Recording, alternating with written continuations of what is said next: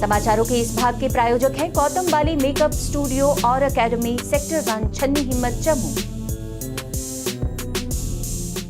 नमस्कार, आप देख रहे हैं द न्यूज नाउ और देश विदेश और प्रदेश की खबरों के साथ मैं हूं बिंदिया। आइए नजर डालते हैं न्यूज आवर की अब तक की सुर्खियों पर। अमित शाह के जम्मू कश्मीर दौरे का आखिरी दिन, कहा जम्मू कश्मीर बनेगा सबसे विकसित केंद्र शासित प्रदेश, धर्मगुरुओं से की बात। बारिश से जम्मू के किसान बेहाल, खराब हुई फसलों की भरपाई की कर रहे मांग। और रजनीकांत के नाम दादा साहेब फाल्के पुरस्कार, मनोज बाजपेयी और कंगना रनौत बने सर्वश्रेष्ठ अभिनेता। और अब समाचार विस्तार से। केंद्रीय गृह मंत्री अमित शाह ने जम्मू कश्मीर के अपने दौरे के आखिरी दिन आज गांदरबल में खीर भवानी दुर्गा मंदिर में पूजा अर्चना की और फिर श्रीनगर में विभिन्न विकास परियोजनाओं का उद्घाटन और शिलान्यास किया। सभा को संबोधित करते हुए उन्होंने कहा कि आने वाले समय में जम्मू और कश्मीर सबसे विकसित केंद्र शासित प्रदेश होगा और यहाँ के युवा इसकी मार्गदर्शक शक्ति बनेंगे। जम्मू कश्मीर पर शासन करने वाले 3 परिवारों पर निशाना साधते हुए उन्होंने कहा कि अपने रिश्तेदारों और मेधावी रिश्तेदारों को नहीं बल्कि यहाँ के युवाओं को रोजगार देने का समय आ गया है। उन्होंने कहा कि आतंकवाद को खत्म करने और कश्मीर की धर्मनिरपेक्ष छवि को फिर से बनाने का समय आ गया है, जिसके लिए कश्मीर की सरकार क्षतिग्रस्त मंदिरों, गुरुद्वारों और अन्य पूजा स्थलों के पुनर्निर्माण और जीर्णोद्धार की योजना बना रही है। कश्मीर को भारत की सभ्यता और संस्कृति का केंद्र बताते हुए जम्मू कश्मीर के अपने 3 दिवसीय दौरे के आखिरी दिन आज गृह मंत्री अमित शाह ने घाटी के सूफी संतों और प्रचारकों से मुलाकात की। इस दौरान उन्होंने कहा कि कश्मीर स्थापना के बाद से भारत की समृद्धि विरासत का केंद्र बिंदु रहा है और सूफी संस्कृति भी उसी समृद्धि का हिस्सा है और शांति और उदारता का प्रतीक है। कश्मीर में पिछले दिनों बिगड़े हालात और सीमा पार से घुसपैठ पर बात करते हुए जेओसी डीपी पांडे ने कहा कि पूरी सीमा पर नजर रखना कठिन है, मगर सेना किसी भी घुसपैठिए को ढेर करने की ताकत रखती है और हर क्षेत्र में रूल ऑफ लॉ के तहत ही हथियार उठाया जाता है। इसीलिए यदि कोई भी नागरिकों की जान का खतरा बनेगा, उसे ठिकाने लगाने में सेना सक्षम है। सिर्फ पुलिस के पास में हथियार उठाने का हक होता है। हमको भी तब हक मिलता है यहाँ पे हथियार उठा के चलने का आबादी के अंदर, जब जहाँ पे खतरा हो। इसलिए हर जगह पे पुलिस आगे चलती है, हम सिर्फ सपोर्ट में चलते हैं उनके, ठीक है। बाकी अगर एक आम जनता सड़क के ऊपर गोली चलाएगी, लोगों को धमकाएगी, किलिंग करेगी, तो आपको यकीनन आप ये मानेंगे कि हम उनको। जम्मू संभाग के कई इलाकों में पिछले 2 दिनों से हो रही भारी बारिश से यहां के किसानों की फसलों को काफी नुकसान हुआ है। दरअसल किसानों की पकी हुई फसल या तो सरकारी मंडियों में रख दी गई थी या फसल कटने के लिए तैयार थी, लेकिन अचानक हुई बारिश और ओलावृष्टि से दोनों ही जगहों पर फसल खराब हो गई, जिसका खमियाजा किसानों को भुगतना पड़ रहा है। ऐसा ही नजारा कठुआ में देखने को मिला, जहां बारिश ने सरकारी मंडियों में पड़ी कई क्विंटल किसानों की फसल को बर्बाद कर दिया। किसानों का आरोप है कि प्रभावशाली लोगों की फसल जल्दी बिक जाती है, लेकिन आम किसान की फसल मंडियों में ही पड़ती रहती है और फिर बारिश से खराब हो जाती है, जिससे आम किसान आत्महत्या करने को मजबूर हो जाता है। उन्होंने प्राकृतिक आपदाओं से पीड़ित किसानों के लिए एक उचित नीति की मांग की। कम से कम राउंड मारने चाहिए सीनियर अफसर कहते वास्ते होंगे ना। पहला नंबर ते जगह देख लो जनाब, ਤੁਹਾਡੇ ਸਾਹਮਣੇ ਇਹ ਜਗ੍ਹਾ ਮਤਲਬ ਦਾਣੇ ਲਾਣੇ ਵਾਸਤੇ ਪਾਸ ਕਰਤੀ ਹੈ, ਕਿਸਨੇ ਕੀਤੀ ਹੈ ਪਾਸ ਹੈ। ਪਹਿਲਾ ਨੰਬਰ ਤਾਂ ਉਹਨਾਂ ਦਾ ਖਿਆਲ ਹੋਣਾ ਚਾਹੀਦਾ, ਇੱਥੇ ਬਾਰਿਸ਼ ਹੋ ਸਕਦੀ ਹੈ, ਨਿੰਦੀ ਜਗ੍ਹਾ ਹੈ। ਪਹਿਲਾ ਨੰਬਰ ਦੇਖੋ ਜੀ, ਡੀਸੀ ਸਾਹਿਬ ਨੇ ਅੱਜ 10 ਸਾਲ ਹੋ ਗਏ ਸਾਡੀ ਪੱਕੀ ਮੰਡੀ ਵਾਸਤੇ, 10 ਸਾਲ ਹੋ ਗਏ ਪੱਕੀ ਮੰਡੀ ਬਣਦੇ, ਲੇਕਿਨ 10 ਸਾਲ ਹੋ ਗਏ ਅਜੇ ਤੱਕ उसने पक्की मंडी का कोई है ही नहीं, भाई सुपना ही नहीं है भाई पक्की मंडी बना देने। हुण इत्थे सुटा दी, पहले उधर सुटे, उत्थे भी दाने साढ़े काफ़ी देर खराब होंदे रहे। पहले पिछले साल मंडी लगी ही, हुण इत्थे इन्ना सारा दाना असीं। जम्मू में भारी बारिश से फसल को हुए नुकसान के लिए किसानों के पक्ष में आते हुए पैंथर्स पार्टी ने विजयपुर के किसानों की धान की खराब फसल की मांग को लेकर तहसीलदार रामगढ़ को ज्ञापन सौंपा। पार्टी अध्यक्ष हर्षदेव सिंह ने जम्मू के आसपास के क्षेत्रों में भी ऐसे किसानों के लिए उचित मुआवजे की मांग की।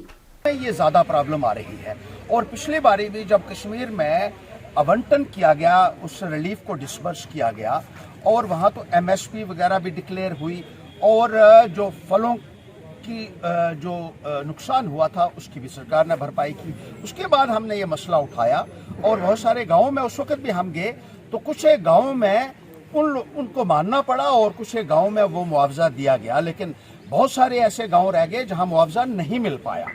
इसलिए हमने अभी से ही शुरुआत कर दी है कि अगर ये फसलें तबाह हुई है और सारे मीडिया में आज की तारीख में आ रहा है। अखनूर के सरहदी इलाके परगवाल में अमर शहीद कैप्टन गंधर्व सिंह मनहास की 75वीं पुण्यतिथि पर परगवाल में भारतीय सेना के officiating commander colonel 19 infantry Chenab brigade के नवीन शर्मा ने उनके शहीदी स्मारक पर फूलमाला पहनाकर श्रद्धांजलि अर्पित की।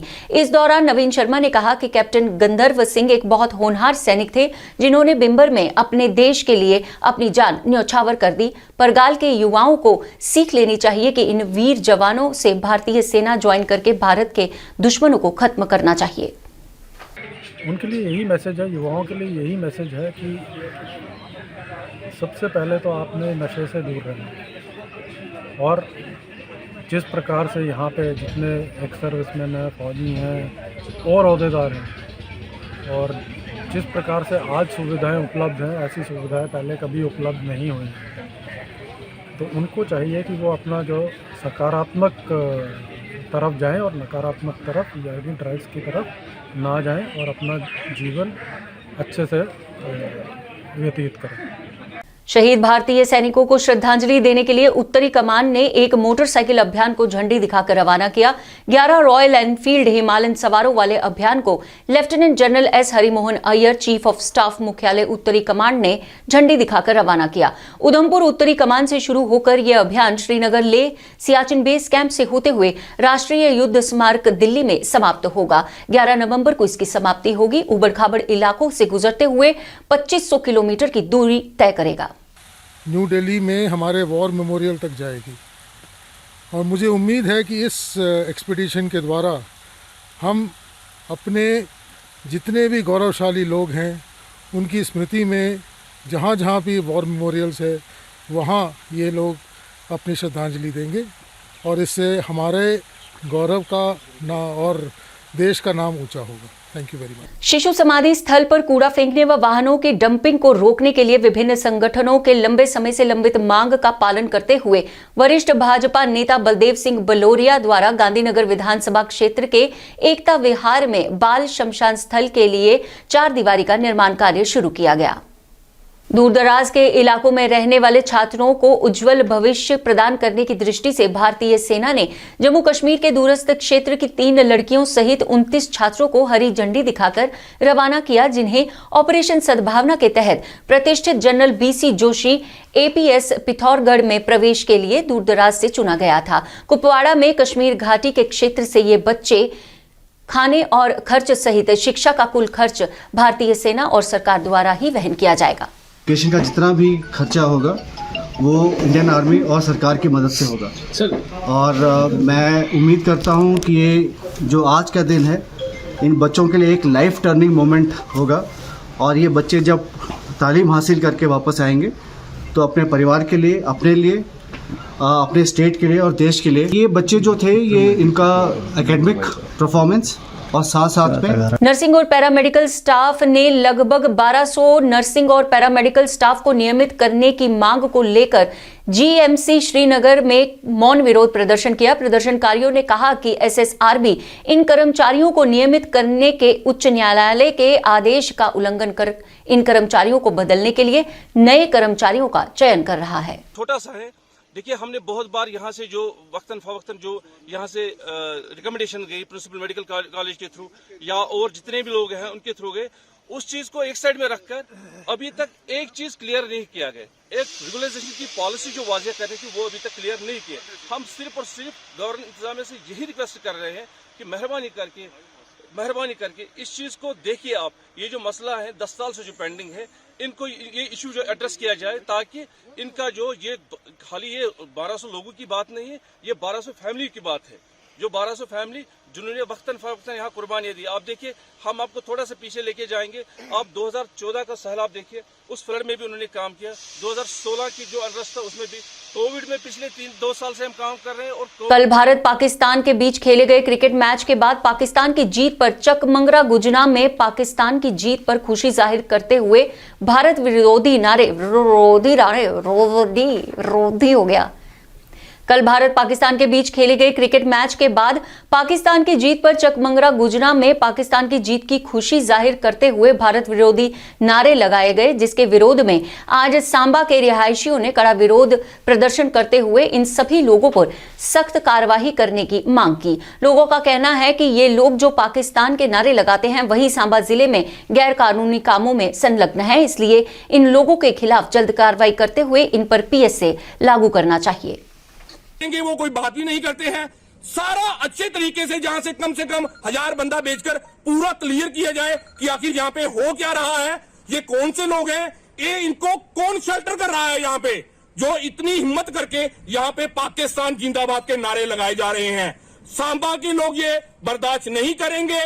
मैं एसएसपी साहब से रिक्वेस्ट करता हूं कि आज ही के दिन अगर वो नहीं मिलते हैं, उनके घर वालों को लाकर अंदर रोका जाए, जल्द से जल्द उन पर कार्रवाई कर पीएसए लगाकर उनको अंदर भेजा जाए और बाकी पूरी इन्वेस्टिगेशन की जाए कि आखिरकार इनके पीछे कौन है, कौन ये चीजें कर रहा है, ताकि हमारे सांबा का, हमारे जम्मू कश्मीर का माहौल जो है वो खराब ना हो सके। उपराष्ट्रपति एम वेंकैया नायडू ने आज 67वें राष्ट्रीय फिल्म पुरस्कार वितरित किए। अभिनेता रजनीकांत को 51वां दादा साहेब फाल्के पुरस्कार मिला, जिसके लिए उन्होंने अपने गुरु स्वर्गीय के बालाचंद्रन और एक दोस्त को समर्पित किया, जो एक बस चालक हैं। मनोज बाजपेयी, कंगना रनौत और धनुष को अभिनय के लिए सम्मानित किया गया। प्रियदर्शन के मलयालम काल के महत्व मरकर अरब सागर के शेर ने सर्वश्रेष्ठ फीचर फिल्म का खिताब जीता, जबकि दिवंगत सुशांत सिंह राजपूत अभिनीत छिछोरे को सर्वश्रेष्ठ हिंदी फिल्म पुरस्कार दिया गया। कंगना रनौत को मणिकर्णिका और पंगा के लिए सर्वश्रेष्ठ अभिनेत्री का पुरस्कार मिला और धनुष और मनोज बाजपेयी को क्रमशः